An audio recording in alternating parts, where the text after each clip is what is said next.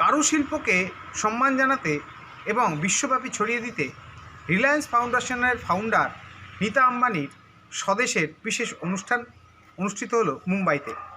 বাংলা থেকে উপস্থিত ছিলেন চিফ গেস্ট হিসাবে বিশিষ্ট তাঁতশিল্পী তথা পদ্মশ্রী বীরেন কুমার বসাক। কারুশিল্পকে আরও বিশ্বব্যাপী সমাদৃত করতে এই অনুষ্ঠান একাধিক বলিউড তারকা এবং তার সঙ্গে সঙ্গে ক্রিকেটার যুবরাজ সিং এবং অন্যান্য বিশিষ্ট ব্যক্তিবর্গ উপস্থিত ছিলেন এই অনুষ্ঠানে। এই অনুষ্ঠানের মাধ্যমে কারুশিল্প তথা বাংলার তাঁতকে আরও বিশ্বব্যাপী নিয়ে যাওয়া যাবে তাই মনে করছেন অনুষ্ঠানে উপস্থিত থাকা তথা নদিয়ার সুসন্তান বীরেন কুমার বসাক। পদ্মশ্রী বীরেন কুমার বসাকের কথায় 1.5 লক্ষ টাকার একটি শাড়ি নীতা আম্বানির হাতে তুলে দেওয়া হয়েছে। এক্সক্লুসিভ শোরুম, যে জায়গায় যে কোনো মাল উনি রেখেছেন সেটা মানে অ্যাওয়ার্ডিজদের কাছ থেকে নেওয়া এবং যারা খুব ভালো শিল্পী তাদের কাছ থেকে নেওয়া। উনি সব কালেকশন ওটা রাখছে, অনেক রকম অনেক আছে, বলে বোঝানো যাবে না। 1 তলা থেকে 3 তলা পর্যন্ত এবং খুব ভেরি নাইস কালার কম্বিনেশন। আর এই আমার কাছে খুব বলেছিল যে এইরকম বাংলার মধ্যে আমিই ছিলাম, বাংলাতে আর কেউ ছিল না, আর বাইরের সব ছিল। তো আমরা ওনাকে একটা গণেশ তৈরি করে ওটা ওনাকে গিফট দিতে খুব খুশি হয়েছেন।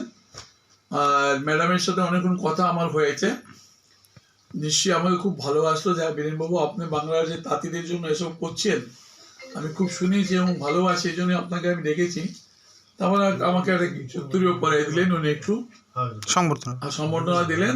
সম্বর্ধনা পেয়ে তারপরে আমরা আবার ভেতরে গিয়ে আবার ওনার সঙ্গে কথাবার্তা বলেছিলাম। বলে ওইখানে একটা নাচের প্রোগ্রাম ছিল, ছোট মেয়েরা খুব সুন্দর নাচছিল, ওখানে আমি গিয়েছিলাম।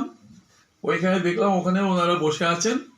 তারপরে ওনারা আমাদের যে শাড়ি স্টল, যে ধরনের শাড়ি হয়, একটা শাড়ি আমি দিয়েছি তোমার ওই লিখবো পড়বো শিখবো গ্রামের ঘটনা, ওটা উনি ওখানে লাগিয়ে দিয়েছে। আমি বললাম এইটা আমাদের শাড়ি, হ্যাঁ 9 লক্ষ টাকা দাম।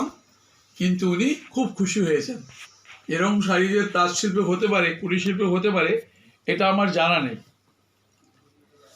এটা আমার জানা নেই। মানে আমি খুব খুশি এটা দেখে, মানে ভীষণ। মানে উনি হিন্দিতে বললেন, উনি তো বাংলা বলতে পারেন না, আর আমি আবার হিন্দি বলতে পারি না, তো প্রবলেম এটা হয়েছে। আমি বাংলায় বলেছি, কিছু লোক আমার পাশে ছিল যারা হিন্দিতে বলে দিয়েছেন, এই আর কি। আর সমস্ত এভরিথিং, খাওয়া দাওয়া ওনারা সব প্লেন ফেয়ার, যাতায়াত, এভরিথিং ওনারা করেছেন আমার জন্য। এবং এতে করে বাংলার তাঁত তথা শান্তিপুর তথা নদিয়ার ফুলিয়ার তাঁত আরও বিশ্ব সমাদৃত হবে বলেই মনে করছেন তিনি।